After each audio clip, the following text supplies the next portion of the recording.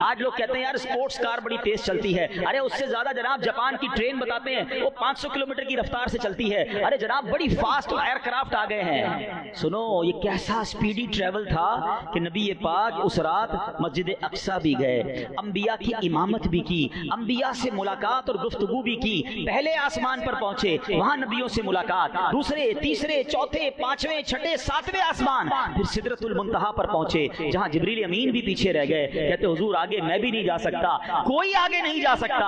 اب اللہ کے حبیب علیہ السلام آگے جاتے ہیں اور سبحان اللہ رب کی بارگاہ میں پہنچ جاتے ہیں، اللہ سے ہم کلام ہوتے ہیں، 50 نمازیں عطا ہوتی ہیں، پھر واپس آتے ہیں، طویل واقعہ ہے، حضرت موسیٰ کے کہنے پر پھر جاتے ہیں، لوگ کہتے ہیں نبی پاک کو ایک بار دیدار نصیب ہوا، ارے اس ایک رات میں کتنی بار دیدار نصیب ہوا کہ بار بار جاتے ہیں اور 5 نمازیں بھی کروا لی، جنت کے طبقات بھی دیکھے، دوزخ کے طبقات بھی ملاحظہ فرمائے، عذاب بھی دیکھے، یہ سارا ٹریول کر کے میرے آقا جب واپس آتے ہیں تو حدیث کی کتابوں میں لکھا ہے جس بستر کو چھوڑ کے گئے تھے وہ بستر ابھی بھی گرم تھا، وضو کیا تھا پانی بہ رہا تھا، آقا واپس آئے پانی اس وقت بھی بہ رہا تھا، جس سارے کام سیکنڈوں میں ختم ہو جاتے ہیں۔ آج ٹھنڈی رات آپ بستر سے اٹھیں، تھوڑی دیر بستر گرم رہتا ہے، اس کے بعد بستر نارمل ہو جاتا ہے، وضو کریں پانی کتنی دیر بہتا ہے، چند سیکنڈ بہتا ہے پھر رک جاتا ہے۔ اس کا مطلب یہ ہوا کہ سرور کائنات یہ صدیوں کا سفر کر کے واپس آئے ہیں مگر وقت وہیں رکا ہوا ہے، کائنات وہیں رکی ہوئی ہے۔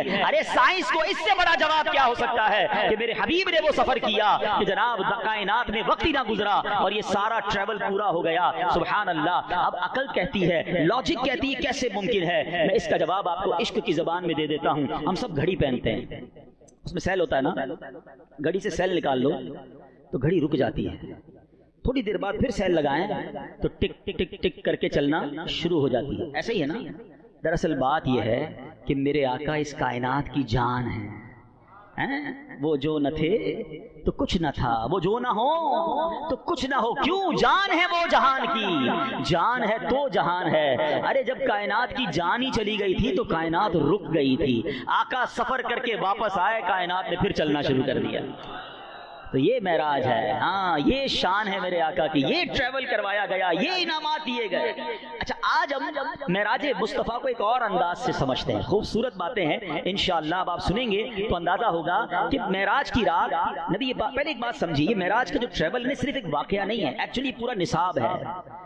ہاں اگر اس کو پورے چیپٹر کی طرح پڑھا جائے نا، سبق کی طرح پڑھا جائے تو یہ پورے سفر میں اتنی باتیں سیکھنے کے لیے ہیں کہ ہماری عقل حیران ہو جاتی ہے۔ انفارچونیٹلی ہمیں دنیا بھر کے بہت سارے واقعات، ہسٹوریکل ایونٹس پتہ ہیں، ہمارے بچوں کو پتہ نہیں کتنے جو نا دنیا بھر کے لوگوں کے واقعات پتہ ہیں، مگر خود نبی پاک کی سیرت اور آپ کے معجزات کے بارے میں ہم کم جانتے ہیں۔ میں 2-3 واقعات کی 2-3 باتیں ڈسکس کر سکوں گا، لیکن اس کو کنٹینیو پڑھنے کی حاجت ہے، سیرت مصطفیٰ کی کتابوں میں بھی ضرور پڑھیں۔ معراج کی روایت میں یہ ہے کہ جب نبی پاک علیہ السلام مکہ مکرمہ سے مسجد اقصی پہنچے، اچھا یہ بھی بڑا ریلیونٹ کوسچن ہے کہ جب رب نے اپنے پاس بلانا تھا تو مسجد اقصی کیوں لے جایا گیا؟ ڈائریکٹ نبی پاک آسمانوں کی طرف چلے جاتے، سدرۃ المنتہا پہنچ جاتے، بیت المقدس کیوں لے جایا گیا؟ سبحان اللہ، تو وہاں نبی پاک کے آپ کے شان اور آپ کے مقام کے اظہار کے لیے آپ کو بلایا گیا۔ کائنات کی سب سے عظیم جماعت، کائنات کی سب سے عظیم، یوں سمجھے کہ نبی پاک کو امامت عطا کرنی تھی، یہ کیسی نماز تھی، یہ کیسی جماعت تھی کہ سارے انبیاء مسجد اقصی میں موجود ہیں اور صفے بنائے کھڑے ہیں، انتظار ہے امام کا، اور نبی پاک پہنچتے ہیں، جبریل امین نے نبی پاک کے ہاتھ مبارک کو پکڑا اور نبی پاک کو مصلی کی طرف بڑھا دیا، میرے آقا نے امامت فرمائی، صف بصف کھڑے ہیں انبیاء، مصطفیٰ امام ہو گئے۔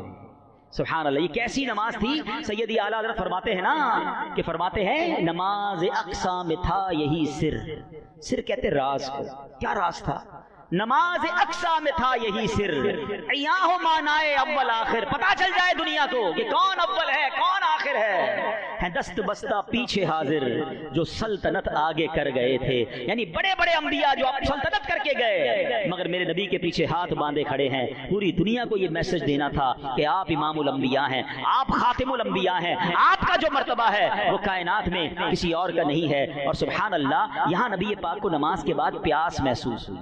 اب ذرا سمجھیے، تو اب جبریل امین نے 2 پیالے پیش کیے آپ کی بارگاہ میں، 2 پیالے پیش کیے گئے، ایک دودھ کا اور ایک پاکیزہ شراب کا، دونوں میں سے کچھ بھی چوز کر لیں۔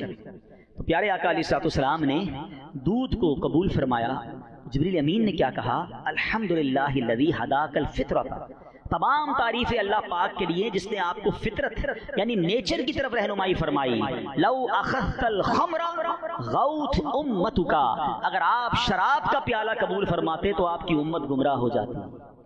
نبی پاک نے دودھ کو سلیکٹ کیا۔ اب علماء نے اس میں بہت خوبصورت گفتگو لکھی ہے کہ سبحان اللہ، ہم اس نبی کے امتی ہیں، پیارے آقا علیہ السلام نے امت پر کرم فرمایا، دودھ کا پیالہ قبول فرمایا اور امت کو گمراہی سے بچا لیا۔ اب ہمیں کیا سیکھنا ہے کہ یہ امت فطرت پر قائم رہنے والی امت ہے، لہٰذا ہم سب پر لازم ہے کہ ہم فطرت پر قائم رہیں۔ اب یہ فطرت کیا ہے؟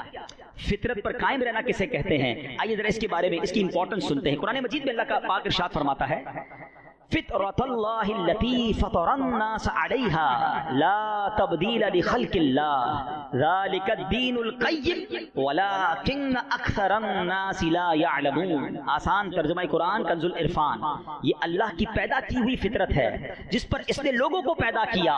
اللہ کے بنائے ہوئے میں تبدیلی نہ کرنا، یہی سیدھا دین ہے، مگر بہت سے لوگ نہیں جانتے۔ پتا چلا کہ دین جو ہے نا ہمارا، یہ دین فطرت ہے، یہ نیچر سے ہٹ کے نہیں ہے۔ باقی سب نیچر سے ہٹ کے ادھر ادھر رائٹ لیفٹ چلے جاتے ہیں، میں آگے بتاؤں گا آپ کو۔ اللہ کریم نے مجھے اور آپ کو دین فطرت عطا فرمایا ہے، سبحان اللہ۔ اب ذرا غور سے سنیے گا حدیث پاک، ما من مولود الا یولد علی الفطرہ، اللہ کے نبی فرماتے ہیں ہر بچہ فطرت پر ہی پیدا ہوتا ہے۔ آگے کیا فرمایا؟ فَأَبَوَاهُ يُهَوِّدَانِهِ أَوْ يُنَصِّرَانِهِ، یعنی اس کے ماں باپ ہوتے ہیں، اس کے پیرنٹس ہوتے ہیں جو اسے یہودی یا نصرانی بنا دیتے ہیں۔ ماں باپ کو دیکھ کر، رشتہ داروں کو دیکھ کر پھر وہ کوئی اور مذہب اختیار کرتا ہے۔ اس کو اور اچھی انداز سے سمجھیے گا۔ آج کل ایتھیزم بہت بڑھ رہا ہے، بدقسمتی سے دنیا میں لوگ دین سے ہی بیزار ہوتے جا رہے ہیں، اللہ کو بھی نہیں مانتے، دین کو بھی نہیں مانتے۔ تو ایک بار کیا ہوا، امام جعفر صادق، ایک بندہ آیا جو کہتا ہے میں کسی دین کو نہیں مانتا، میں اللہ کو بھی نہیں مانتا، معاذ اللہ، ایتھیزم والا تھا، ایتھیسٹ تھا، دہریہ جس کو کہتے ہیں۔ تو آپ نے کہا کبھی تم نے سمندری سفر کیا ہے؟ کہتا ہاں کیا ہے۔ کوئی خوفناک واقعہ تمہارے ساتھ پیش آیا ہے؟ کہتا ہاں بڑا خوفناک واقعہ۔ فرمایا بتاؤ کیا واقعہ تھا؟ کہتا واقعہ یہ تھا سمندر میں جا رہا تھا، کشتی بھی تھی، ملاح بھی تھا جو کشتی چلانے والا تھا، اچانک طوفان آ گیا، بڑی خطرناک موجیں آئی، میری کشتی پرچے اڑ گئے اور ملاح بھی ڈوب گیا۔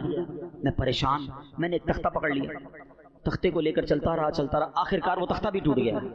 اب اتنا بڑا سمندر، میں اکیلا، پھر بھی میں تیرتا رہا، اچانک موجیں آئیں، موجوں نے اٹھا کر مجھے ساحل پر پھینک دیا اور میں بچ گیا۔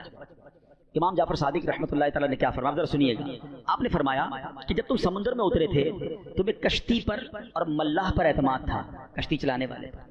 اس کے بعد کشتی تمہاری پرچے اڑ گئی، ٹوٹ گئی، پھر تم نے تختہ پکڑ لیا، تمہیں تختے پر اعتماد تھا۔ اس کے بعد تختہ بھی چلا گیا، اب تو تم تنہا تھے نا، پھر کسی پر امید تھی تمہیں کہ تم بچ جاؤ گے؟ کہتے ہیں ہاں دل کے کسی کونے میں امید ضرور تھی کہ شاید میں بچ جاؤں گا، میں اسی لیے تیرتا رہا۔ حضرت امام جعفر صادق نے پتہ کیا کہا، سبحان اللہ، آپ فرماتے ہیں یہ جو تمہیں خوفناک حالت میں بھی جو تجھے ایک امید تھی نا تو بچ جائے گا، جس ہستی پر تجھے بھروسہ تھا اسی کو خدا کہتے ہیں۔ تیرے دل میں جو یہ آخری امید جو تھی نا، یہی وہ رب ہے جس نے امید ڈالی تھی تیرے دل میں، اس نے تجھے ڈوبنے سے بچا لیا۔ اللہ اکبر، وہ سوچنے لگا کہ بات تو ٹھیک ہے، کلمہ پڑھ کر مسلمان ہو گئے۔ تو ہمارا دین ایکچولی دین فطرت ہے، ہمیں نیچر سے ہٹ کے کچھ نہیں کرنا، ہمیں نیچر کو فالو کرنا ہے۔ اور میں آپ کو یہ بھی بتاؤں کہ احادیث میں فطرت کی عادتیں بھی بتائی گئی ہیں جو اللہ پاک نے جس فطرت پر مجھے اور آپ کو بنایا ہے۔ انفارچونیٹلی آج کل لوگ فطرت کو خود چینج کر رہے ہیں، اسلام کو برا بھلا کہنے والے ایکچولی خود فطرت اور اسلام کے خلاف جا رہے ہیں۔ سنیے، ہماری امی جان بی بی عائشہ صدیقہ طیبہ طاہرہ رضی اللہ تعالیٰ فرماتی ہیں کہ رسول پاک علیہ السلام نے فرمایا 10 چیزیں فطرت سے ہیں، اور ان 10 میں سے کچھ بھی بیان کر دیتا ہوں جو فطرت سے ہیں۔ فرمایا مونچھیں چھوٹی کرنا، داڑھی کو بڑھانا، مسواک کرنا، ناک میں پانی چڑھانا، ناخن کاٹنا، بغل اور ناف کے نیچے کے بالوں کو صاف کرنا، فرمایا پانی سے استنجا کرنا، یہ سب انسانی فطرت میں سے ہیں۔ اب آج دیکھیں ماڈرنائز کے نام پر ان میں سے کتنی چیزیں چینج ہوتی جا رہی ہیں۔ اب داڑھی رکھنے والے کم ہو گئے، وہ سمجھتے داڑھی رکھنے والا کوئی عجیب ہے، نہیں، داڑھی فطرت میں ہے، اس کو نہ رکھنے والا فطرت کے خلاف کر رہا ہے۔ اور یہ تمام چیزیں جو بیان کی گئی یہ ہماری فطرت سے ہیں اور یہ انسان کے نیچر کے قریب ہیں، مگر بدقسمتی سے لوگ اس کو فالو نہیں کرتے۔ اے میرے پیارے اسلامی بھائیوں، اب آگے چلتے ہیں۔ سفر معراج میں ایک تو فطرت کے بارے میں سیکھنے کو ملا کہ ہمیں فطرت پر باقی رہنا ہے، پھر فرمایا کہ سفر معراج میں یہ ایکچولی سفر جو تھا نا، یہ علم دین حاصل کرنے کے لیے سفر تھا۔ ہاں نبی پاک علیہ الصلوۃ والسلام کو رب نے حکم فرمایا وقر رب زدنی علما، عرض کرو اے میرے رب میرے علم میں اضافہ فرما. آپ دعا کرتے تھے، بار بار دعا کرتے تھے اے اللہ میرے علم میں اضافہ فرما. تو سبحان اللہ، یاد رکھیے کہ یہ ایک ایسا سفر تھا، اس میں نبی پاک کو ایک ایسا علم عطا کرنا تھا جس کا علم کائنات میں کسی کو بھی نہیں تھا کہ سدرۃ المنتہا سے آگے کیا ہے. فرشتے بھی نہیں جا پا رہے، جبریل امین بھی نہیں جا پا رہے، وہاں اللہ کے رازوں میں سے راز تھے.